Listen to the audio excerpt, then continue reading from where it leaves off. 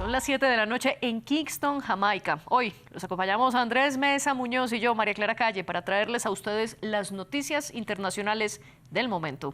Este es nuestro programa Contexto Global y juntos les damos a ustedes la bienvenida. ¿Qué tal, María Clara, televidentes? Feliz inicio de semana. Son también ya las 8 de la noche en Caracas y las 9 en Buenos Aires. Y además de la actualidad tendremos nuestros segmentos Directo DC y el debate. Pero antes vamos con los titulares de la hora. Melissa se acerca a Jamaica como un huracán de categoría 5 y que podría ser el mayor registrado en la isla caribeña. Cuba también se alista y Bahamas ya emitió órdenes de evacuación en el sureste del país. Mientras tanto, Venezuela denunció el arresto de 3 personas supuestamente vinculadas a la CIA y grupos opositores locales. El ministro del Interior, Diosdado Cabello, también arremetió contra Trinidad y Tobago, acusando al país de permitir ejercicios militares de Estados Unidos para provocar supuestas hostilidades en suelo de Venezuela. Termina el estado de excepción que había en 10 provincias de Ecuador. El presidente Daniel Noboa levantó las restricciones que él mismo había impuesto hace 3 semanas por el paro nacional liderado por los indígenas. Tenemos los detalles desde Quito. Y el presidente de Estados Unidos, Donald Trump, se juega su reputación como negociador en su gira por Asia.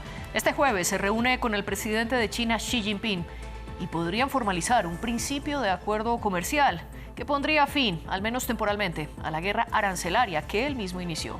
Mientras tanto, Trump presume otros pactos en esta región. Tenemos los detalles en minutos con nuestro segmento Directo DC. Reuniones importantes que mantendrá Donald Trump allí en este viaje, María Clara. Y Javier Milei y su partido político fueron los grandes victoriosos de las elecciones legislativas de Argentina el pasado 26 de octubre. La Libertad Avanza fue la más votada en ambas cámaras del Congreso de la Nación y así los libertarios tendrán más diputados y senadores para respaldar las reformas que quiere impulsar el presidente con esta votación. Los argentinos respaldan las políticas económicas de Milei, especialmente la motosierra. Ahí estará María Clara Calle actualizándolo y analizándolo con sus invitados. Yo por el momento las dejo con ella y nos vemos dentro de una hora con más noticias. Y antes de ir con el debate, comenzamos con la actualidad.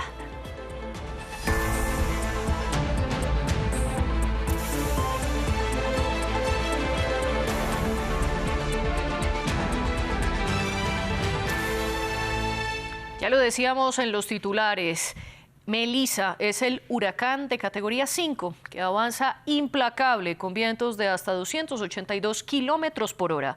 Se espera que toque tierra en Jamaica este martes y podría ser el ciclón más devastador en la historia reciente, por ser el primero en décadas en llegar con la máxima categoría. También se espera que golpee a Cuba desde el miércoles y allí ya han evacuado a 500.000 de personas. Samuel Salgado Castro tiene la historia. Melissa no es un huracán cualquiera. Con vientos sostenidos de más de 280 kilómetros por hora, es el fenómeno natural más poderoso que amenaza a Jamaica desde que se tiene registro. El Centro Nacional de Huracanes de Estados Unidos lo califica de catastrófico. Se moverá lentamente como una aplanadora, golpeando tierra jamaiquina en las próximas horas y cruzando el oriente de Cuba el miércoles. En Jamaica, el primer ministro Andrew Holness ordenó evacuaciones en el sur, incluida la histórica Port Royal. En todo el país ya hay casi 900 refugios. Creo que, en general, hemos encontrado el equilibrio a favor de respetar el derecho de los ciudadanos a quedarse donde están, aunque les proporcionaremos la información para que tomen la decisión. Pero muchos se resisten a evacuar por miedo a saqueos. Melissa amenaza con abarcar toda la isla. Sus aeropuertos, puentes e infraestructura están en riesgo. Unos kilómetros al norte, en Cuba, más de 500.000 personas fueron evacuadas. Solo en Santiago de Cuba, 250.000 están en albergues. Eduardo Gallo intenta salvar sus pertenencias en esta carreta tirada por caballo. Ahora la estoy llevando para ir para en casa de un compañero que nos prestó la casa y para que pusiéramos todas las cosas ahí. Tiendas y comercios cierran ante el temor de perder lo poco que tienen en medio de la escasez, relatan. Porque el tema de recursos está complicado. Haití y República Dominicana ya reportan muertos por lluvias previas. Y este huracán no es la única noticia del Caribe. El gobierno de Nicolás Maduro en Venezuela reportó la detención de 3 personas supuestamente vinculadas a la CIA y dijo que pretendían realizar una operación de bandera falsa contra un buque estadounidense que realiza ejercicios militares en Trinidad y Tobago, con el objetivo supuestamente de culpar a Venezuela. Caracas también arremetió contra esta nación caribeña por dichas maniobras. Desde la capital venezolana, nuestra corresponsal Daniela Zambrano tiene los detalles. El ministro de Interior y Justicia, Diosdado Cabello, calificó como una provocación los ejercicios militares que adelanta Estados Unidos en Trinidad y Tobago, muy cerca a las costas de Venezuela. Insistió en que había un supuesto plan de la CIA para justificar una agresión contra el país. Esto lo detalló el canciller Iván Gil, quien aseguró que fue notificado a Trinidad y Tobago de un supuesto plan de la CIA para atacar un buque estadounidense de los que se encuentra desplegados en el Mar Caribe, acusar a la administración de Nicolás Maduro y tener así un pretexto o una justificación para luego Estados Unidos atacar a Venezuela. Recordemos que ya el pasado domingo la vicepresidenta Delcy Rodríguez denunció la supuesta captura de mercenarios vinculados a la CIA en territorio venezolano, pero no mostró pruebas, no dio nombres ni detalles de cuántas personas se trataba ni en qué lugar fueron detenidos. La vicepresidenta, quien también es ministra de Hidrocarburos, fue más allá y exhortó a Nicolás Maduro a suspender todos los acuerdos gasíferos que mantiene Venezuela con Trinidad y Tobago y denunciar los acuerdos energéticos que, recordemos, fueron firmados en el año 2015, se prolongaron durante 10 años y fueron renovados de manera automática en febrero. Esto ocurre en momentos en los que la administración de Donald Trump ha advertido que evalúa operaciones por tierra luego de haber destruido 10 embarcaciones en el Mar Caribe y el Pacífico, tras la cual fallecieron al menos 43 personas. A lo interno, la oposición denuncia persecución política y aumento de detenciones arbitrarias, así como también han rechazado que el gobierno de Nicolás Maduro pretenda retirar la nacionalidad a Leopoldo López, esto luego de acusarlo de supuestamente promover una invasión extranjera en Venezuela. Y precisamente sobre esa noticia hay una actualización, y es que el presidente venezolano Nicolás Maduro ya confirmó que se suspenden los acuerdos energéticos entre Venezuela y Trinidad y Tobago, una noticia que profundizaremos más adelante. Por ahora hablemos de Brasil, porque la defensa de Jair Bolsonaro apeló este lunes la condena de 27 años de prisión contra el expresidente, el mismo día en el que se vencía el tiempo límite para presentar el recurso. Sus abogados sostienen que no hubo una cadena de mando liderada por Bolsonaro, sino que los involucrados tomaron sus propias decisiones. También alegan que en el fallo de septiembre hay contradicciones. La sentencia la dictó la primera sala del Supremo Tribunal Federal del país, compuesta por 5 magistrados, y la apelación la discutirá el mismo grupo de togados, sin que tengan una fecha límite para su dictamen final. Y en Ecuador terminaron los estados de excepción que había en 10 provincias desde hace 3 semanas, cuando los indígenas convocaron a un paro nacional en contra de la decisión del gobierno de eliminar el subsidio al diésel. El presidente Daniel Noboa emitió este lunes un decreto que tumba los otros 3, con los que restringió la movilidad y las reuniones masivas en parte del país. Sin embargo, esta medida llega en medio de una ola de violencia sin precedentes, con más de 7.400 asesinatos registrados en lo que va de 2025, una cifra que ya supera la del año anterior. Nuestro corresponsal Gustavo Ortega nos amplía desde Quito. Sí, el presidente Daniel Noboa derogó los estados de excepción a través de un decreto, el número 189. Con este, el mandatario deroga de forma inmediata los estados de excepción que estaban vigentes en varias provincias del país, amparados en otros decretos previos emitidos durante el paro nacional convocado por los movimientos indígenas durante 5 semanas en el país.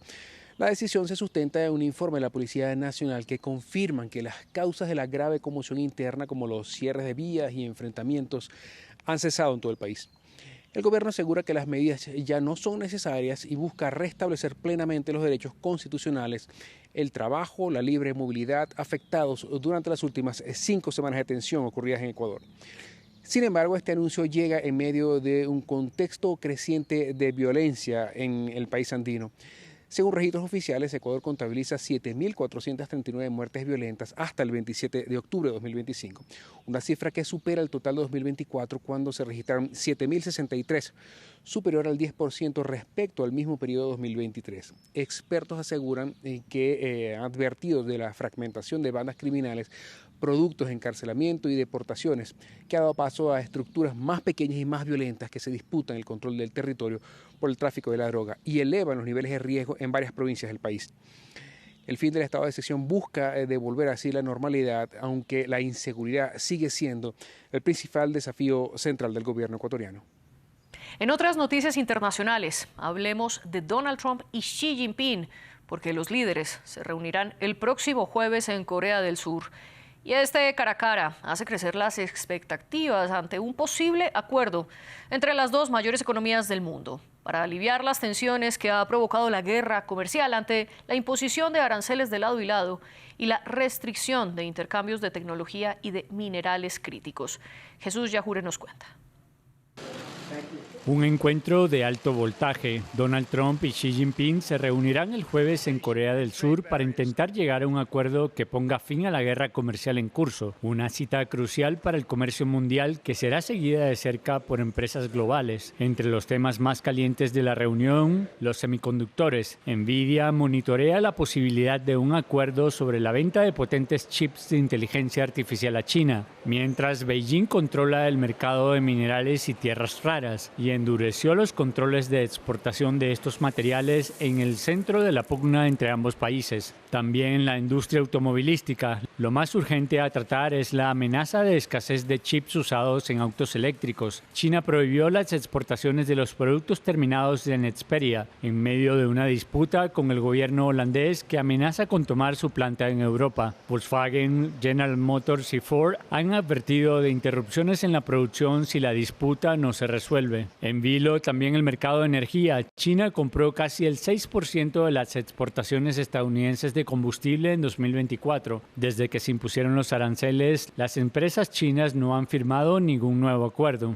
Las empresas del agro estadounidense vigilan el levantamiento de aranceles que han detenido las compras chinas de soja, que ahora la adquiere de Argentina. China era el principal comprador de soja estadounidense que adquirió $12.600 millones en 2024. A la expectativa, también la industria aeronáutica. China es el principal comprador de Boeing y en abril ordenó a sus aerolíneas detener las compras a empresas estadounidenses. El aumento de las tensiones comerciales podría amenazar el crecimiento de Boeing a largo plazo. Beijing denunció el lunes el unilateralismo y afirmó que el mundo no debe volver a la ley de la selva, una clara referencia a los aranceles del presidente Trump que han perturbado las cadenas de suministro mundiales y agitado los mercados.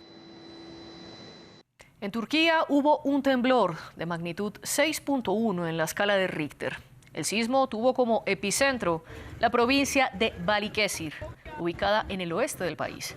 En ese mismo lugar hubo otro movimiento telúrico de esa misma magnitud en agosto de este año que mató a 2 personas. El temblor de este lunes, sin embargo, no deja fallecidos hasta el momento, pero sí provocó que algunas edificaciones se cayeran. El sismo se sintió también en las ciudades de Estambul y en Izmit, que quedan más al norte. Y hablamos también de Sudán. El ejército anunció haberse retirado de la ciudad de Al-Fashir, luego de que esta fuera tomada por los paramilitares de las Fuerzas de Apoyo Rápido, tras cerca de 18 meses de asedio, y que era además el último bastión de las Fuerzas Armadas en la región de Darfur, epicentro de los conflictos entre ambas partes, y escenario también de una grave crisis humanitaria. La Organización Internacional para las Migraciones, la OIM, estima que unas 26.000 personas han huido de Al-Fashir en los últimos 2 días, mientras crece el temor por las represalias contra los más de 200.000 residentes de dicha urbe. Hemos acordado retirar el ejército de la ciudad de Al-Fashir a un lugar más seguro para evitar que los ciudadanos y el resto de la ciudad sean destruidos. Estamos decididos a vengar a todos nuestros mártires y a buscar justicia por lo que ocurrió a nuestro pueblo en Al-Fashir y vengarnos de los crímenes que se están cometiendo ahora en Al-Fashir y antes en todo Sudán, a la vista de todo el mundo. Y llega ahora el momento de profundizar en las noticias que están relacionadas con Estados Unidos. Esto es Directo DC, el espacio de todas las noches de France 24, en el que nos acompaña desde Washington nuestra corresponsal Natalia Cabrera. Natalia, buenas noches. Ya lo decíamos antes, está ya avanzando la gira del presidente Donald Trump en Asia, pero ¿qué es lo que está en juego para el mandatario? Hola María Clara, buenas noches. Pues el presidente Donald Trump se está jugando nada más y nada menos que su reputación como negociador, como este artista de los acuerdos que presume ser, y pues especialmente con la reunión con el presidente chino Xi Jinping, que tendrá lugar este jueves en Corea del Sur, justamente al margen de la cumbre ASEAN. Lo que ha pasado en la antesala ya de este encuentro con Xi es que las delegaciones de China y de Estados Unidos alcanzaron una suerte de principio de acuerdo que lo que contempla es que China vuelva de hecho a comprar la soya de Estados Unidos y que al tiempo ponga en pausa este nuevo sistema de controles a todas las exportaciones de minerales raros que adoptó justamente en respuesta a los aranceles que impuso o que amenazó con imponer el presidente Donald Trump.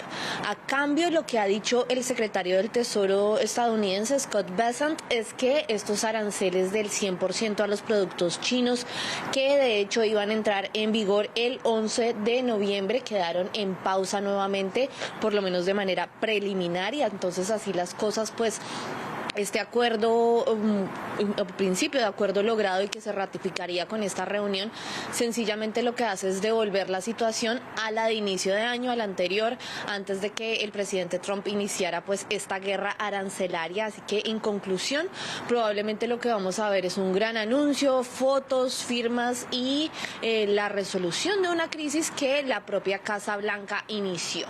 Y pues también hay que decir que justamente en la primera parte de esta gira, el presidente Donald Trump ya está promocionando como victorias varios acuerdos, no solo a nivel comercial, sino también en el que pues ha dicho y ha dejado ver que es otro de sus objetivos principales, y es hacer puntos para este Premio Nobel de Paz, ahora para el de 2026. Y él estuvo pues en esta firma del alto el fuego entre Tailandia y Camboya, que ya había sido pactado a mitad de año también con su mediación, y en paralelo firmó con cada una de estas naciones acuerdos comerciales y de hecho otro memorando que le garantiza también el acceso a estos minerales raros de Tailandia y también de Malasia. Entonces en esta lista también incluyó acuerdos comerciales justamente con Malasia, con Vietnam, y se mostró de hecho también antes de terminar esta gira a alargarla justamente para reunirse con el líder de Corea del Norte, Kim Jong-un. Recordemos de hecho que en 2019 Trump se convirtió en el primer presidente en visitar brevemente la frontera desmilitarizada entre las Coreas, y pues lo que quiere hacer es dejar nuevamente esta imagen para la historia que no ha ocultado, pues quiere repetir. Sin embargo, en aquel momento hay que decir que esta reunión no detuvo el programa nuclear de Corea del Norte. Y precisamente en medio de ese viaje, cuando Trump estaba en el avión presidencial, el Air Force One, habló con los periodistas y dejó ver sus intenciones de aspirar a un tercer mandato presidencial. Pero la gran pregunta, Natalia, es si las leyes se lo permiten. Pues María Clara, la Constitución es clara, la Constitución establece aquí en Estados Unidos un límite de 2 mandatos para los presidentes, pero lo que están diciendo algunos seguidores de Make America Great Again, los seguidores del presidente Donald Trump, es ver cómo encuentran una suerte de tangente a esta ley. Lo que están insinuando es que se refiere a 2 mandatos consecutivos, y como el primero pues sabemos que en la mitad estuvo Joe Biden, por esto no sería consecutivo según esta lógica. Trump por su parte pues no lo oculta tampoco, dice que le encantaría, defiende que es muy popular y que por esto podría llegar de nuevo o eventualmente a ser elegido. Pero hay que decir también que sin embargo hay una encuesta de The Economist que lo que dice es que justo cuando se cumplieron 9 meses de que asumiera el cargo, este índice de aprobación de hecho ha caído pronunciadamente y se ubica ahora en el 56% de desaprobación. Así que pues en caso de que no pueda aspirar, lo que ha dicho él es que sus sucesores naturales serían pues el vicepresidente J.D. Vance y el secretario de Estado Marco Rubio, quienes quizás pues irían en una fórmula, en una dupla para estas elecciones de 2028. Y Trump lo que hizo también fue decir que seguramente iban a ganarle a los demócratas, argumentando pues que no había unos candidatos fuertes por ese lado.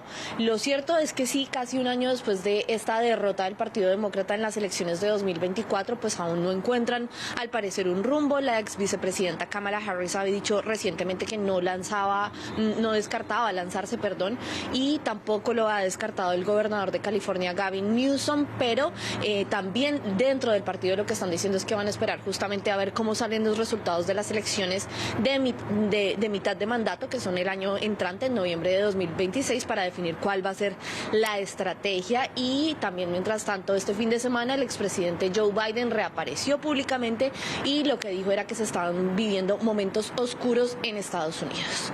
Y de igual manera todavía falta mucho tiempo, pues aún no termina el primero de los 4 años de mandato que tiene Donald Trump. Natalia, gracias por este reporte. Y ustedes sigan con nosotros porque ahora continuamos con el debate.